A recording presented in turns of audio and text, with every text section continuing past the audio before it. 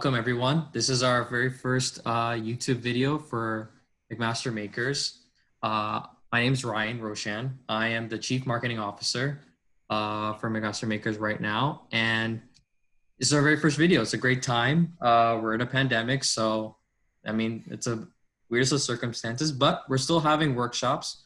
And our next workshop that's incoming is this coming Saturday, November 28th, our web portfolio workshop. Now, right now, that workshop, we have a partner, industry partner. And luckily for me, I have both of them here today. They're both founders of Phaes Solutions.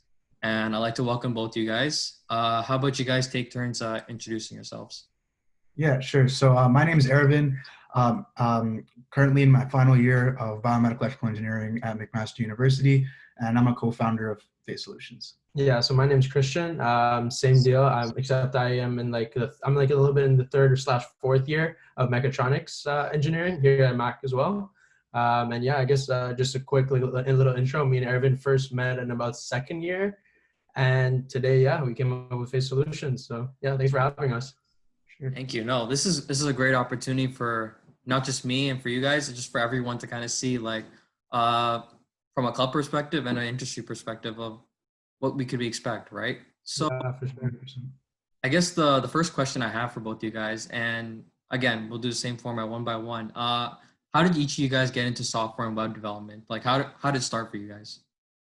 Yeah, so for me, I guess the first thing, like as sad as it sounds, my first experience programming was actually first year. So prior to that, like the way like my high school was set up, and like I'm not sure if you're familiar with the IB program, like at my school at least, it was not accessible to take comp sci or any of those electives. So I've actually never had experience with it prior to first year.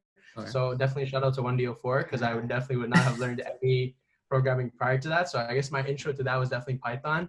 And I guess it opened up the kind of not the simplicity behind programming, because it's always a thought that, oh, you have to be an insane hacker or have these crazy amount of skills to be actually into coding and programming. But like once I started learning about Python in that first year, it's like, okay, this is definitely something that's enjoyable and accessible. So that was definitely my first intro to programming. And then my second one was looking for as I went down the path, I started looking for, I guess, internships, and it was my second year. So I know it was a little tougher second years to get co-ops and internships. So then I started looking around for startups, especially the ones that were based out of the Forge, that McMaster's own incubator. And that's actually where I found a startup. And from this startup was actually how I met Ervin for the first time. And it was very, that's when I first learned that's when I did all the basic web development stuff, the HTML, the CSS, the JavaScript. And that was my first introduction. And it was very much, as a communal learning. It wasn't like there was someone teaching us. It was basically it's like a back and forth. Oh, like we both, all of us would do research. He would tell me how to do something. I would tell him how to do something. Even the basics of Git and version control, that was the very first exposure to that. And then from then on now is when I know I think Ervin has attended hackathons in the past, but this was actually, he suggested like, oh, there's something happening this fall. If you're down, we can go to it together and we can make a project. That was like, it's my first exposure and I was definitely interested. And then from then on, that's how I've always just been in the software route and then just learning different things, so on and so forth. But yeah, that's how my intro to software and web development went. But go ahead, Ervin. Yeah, very similar story, to be quite frank with you. I remember a funny story of like, being in high school and like dropping my first programming class to go take drama because I didn't think I could ever do programming. But then I remember taking 1D04 and still kind of struggling with it. But it wasn't until I attended my first hackathon, which was the December of that year at YHacks, when I was at Yale, when I really fell in love with, just the ability and how easy it was to create really, really cool systems, and just how accessible it was to people. And I really fell in love with just like how you didn't really need a whole lot other than a laptop to really create a really, really cool product. And again, that's what really branched out. I was pursuing my very first co-op in the software field and couldn't find anything. So that's also ultimately how I started looking into the startups and met Christian at that startup that we were talking about. And then from there, like things really took off, like more hackathons. Once we had more hackathons, more internships came along. And eventually, Christian and I became really, really good friends and decided to just like, take it on our ones and start our own software company. So yeah, that's how Phaes Solutions was born. Oh, wow. Okay, so that's really great, because then like definitely you guys were all like, because you guys are in separate programs too, right? So the fact that you guys came together as one, I think that's really great, because then, I think that's what a lot of people start to forget, like when we're going, especially for applying for jobs and stuff, like a lot of people forget startups. You know, startups are a lot of people where, especially for programming software students, Hmm. probably I think one of the best places to go. You know, not everyone can For aim sure. for Google and you know Amazon or whatever, Yeah, right? So I think for that's sure. big. For sure. I guess another thing I guess wanted to ask was how did Phase Solutions talk about Phase Solutions? How did you guys come up with the name? How did you guys come up with the idea? What made you guys want to start your own startup? Yeah, I guess so. I guess in the beginning, it was more of a I'm trying to work for better companies. It was a very linear, like grind, as to say, like, oh, we worked at this company, and the next thing, like, what's the next step forward? What's the next step forward? And we just kept at it. And basically, I think it was this summer, both Ervin and I don't know how like timing worked out, but we both hit our first top tech companies in that sense. Ervin working at Google, and I was working at Amazon. Right. So yeah, that was just after like a year of like different co-ops, basically. And then afterwards, like it just seemed like it was a right, like, as we are students, and like we just it just seemed that people were contacting us a lot more about like, oh, our thoughts on this and our thoughts on that, certain things. And we just started getting into a lot more projects, and we just thought like this is definitely a skill that's marketable. Like it's like might as well try. And like it's our younger years, I think it's one of the best times to have a startup and like just experiment. And that's basically, we basically found ourselves credible enough. Like I think we are at a point where we can start something and not be like insecure or not or unaware of the actual industry and the little nuances that go behind, because we have different experiences at different, like, RBC, IBM, and all that stuff. So we know how the industry works in that sense, and we've had experiences in a lot. So I think that's where exactly it started, for Phaes at least. Yeah, I don't know if you have anything to say. Yeah, and I think what really came with the idea was just the ability to sort of empower small businesses. We realized that there's just like a huge gap between what small businesses have access to and what big market cap companies have access to, especially on a digital platform. So everything from websites to social media management to logo design, all of these things that we really, really want to help small businesses with, but they don't necessarily have the access to the talent to do so. And sort of providing them with a pricing structure that works well within their budget and helps them sort of just increase a digital presence and really reach out to people that they wouldn't normally reach out to. And I think that's what's the most satisfying part of like just what Phase Solutions does is like we end up just helping people. We give them a digital presence. We give them the ability to pretty much reach out to a bunch of different people. And I think that's awesome, you know, like we Yeah, help everybody in the situation. for sure. And I think that was the main goal. Like our goal as a company was not to come up with something innovative, Right. because we're only two brains in that sense, but everyone I know has an idea that they just do not know how to execute in a software sense. Right now, everybody has a programming background, but say I know some people with crazy app ideas, some crazy website ideas, and like we just want to empower and help them, be the tools for them. And that's exactly where we got our name from. If you actually take it says the Greek god of tools and weaponry and helping people is Hephaestus, and if you take the Right. middle letter, you get Phaes. So that's exactly what we're here to help you build tools for you to succeed. Absolutely. I think like the long-term dream for Phase is that like some point we could just become a think tank, that people could come to us with this really, really ambiguous idea that they have no idea how to execute in some really, really crazy technology. And then we could be the means to which that we develop that product for them. Exactly. And that we could be the reason to like create amazing technology that no one else could really see happen. And we bring that to fruition. Mm-hmm. Wow.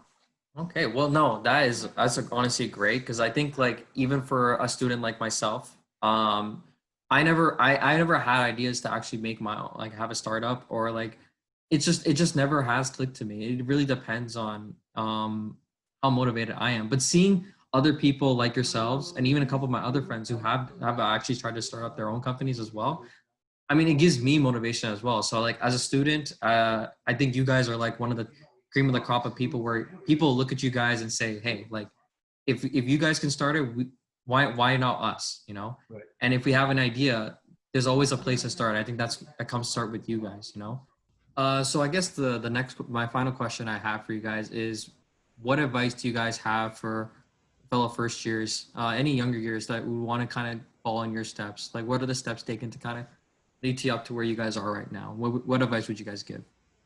Yeah, absolutely. So I think one of the things that really, really set, you know, us apart was that I think definitely surround yourself with individuals who are motivated to attain similar goals to you. You know, I reiterate this a lot amongst my family and amongst other members of people I talk to, and I genuinely believe I would not be at Google, I would not be at all these different companies if it weren't for the motivation and the support that Christian and my other friends provide me on a day-to-day basis. I think that was extremely, extremely instrumental in how things worked out. And my second piece of advice would be, if you intend on doing something, I think people spend entirely too much time planning it in their heads, trying to understand it, trying to be like, hey, like, should I do this? Should I do that? Versus just executing and just like getting your hands dirty and start working. Because you're gonna learn a lot by just getting your hands dirty. And that's like similar to how we attended hackathons, worked for a startup. You know, like getting your hands dirty makes you learn so much more in such a short period of time than trying to plan things to perfection. Just get your hands dirty, and I think that you can definitely be successful. Yeah, for sure. And again, just to reiterate, like I know the famous saying, geese of the same feather flock together. And I know a lot of parents like drill this, like, oh, watch out who you hang around with.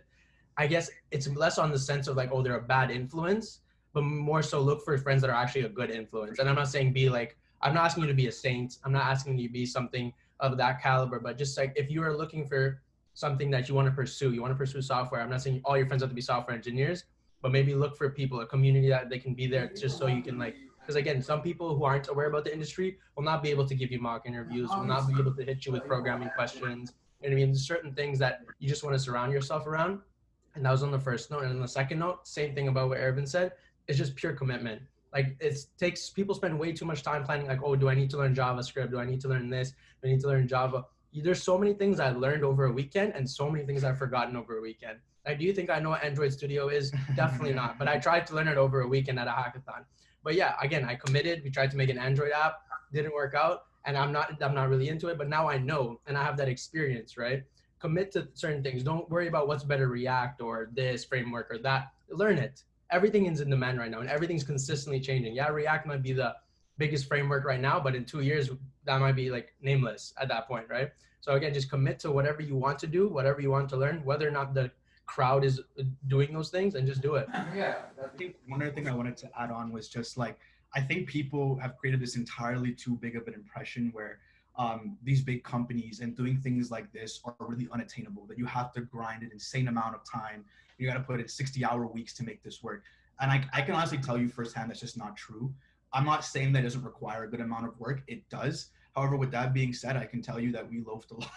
we have good times. Like, we're not always working. Like, at the end of the day, like, you know, it doesn't require a certain amount of work, but I'm just trying to convey the fact that it is very, very, very, very attainable. Mm-hmm. And I think it really does start with just being surrounded by people who also attain those goals. And when you can actually put a face to start seeing someone attain those goals, it becomes a lot less of an obstacle to attain because you've seen other people do it. And it just shows that I can do it too. Exactly. If my friend can do it, then I can do it too. There's nothing different about us in that sense. And that's basically how that's our motto basically in that sense. But yeah. Okay. No, that's honestly great, because I think, again, I can also relate to that on another level too, where I think the one important thing, what I like about my friends, and then even seeing you guys pursue your goals now, right? I just love the fact that my friends kind of like, we're all trying to achieve for the future and try and get to our goals, and nothing's kind of stopping us to kind of like say like, hey, well, I don't know if I can do this. I don't know if yet. Mm-hmm. Do I have the requirements? Exactly. Absolutely. You just go for it, you know? Exactly. Shouldn't have anything hold you back. And that's what your friends are there for, to kind of push you that extra mile. Like, our parents definitely drill it to us to kind of say like, hey, like, you got to do this, you got to do that, you got to find it on your own. Friends are an important factor to everything, you know? For sure. If it's not a good environment, a supporting environment, you're stuck. You're gonna be like, especially the fact that we're also most of us are off campus. We're not at home. You know, we're on our own. We need that support group to kind of push us that much more forward. You know, so I think that's another thing for you. Anyone who's watching. To conclude this, you know, like, biggest thing for all of you guys is that never shy away from what you don't know. Sometimes if you guys just try and go ahead and try something, if it doesn't work out, it is what it is, right? You can't hold yourself down to it. You just got to pick yourself up and go again. And like these guys, like Phaes Solutions, here they are. They have a startup company after it's all not just because of their successes, but even their failures too. Like Christian said. So, like I said, I think that's all the time we have. I'd like to thank you guys for joining us. I think it's been a great interview. And you guys will be there for Saturday, which I think everyone's going to be excited for. So Thank you guys so much, and hope to see you guys Saturday. And for everyone watching, thank you. Perfect. Thanks so much. Sounds good, man.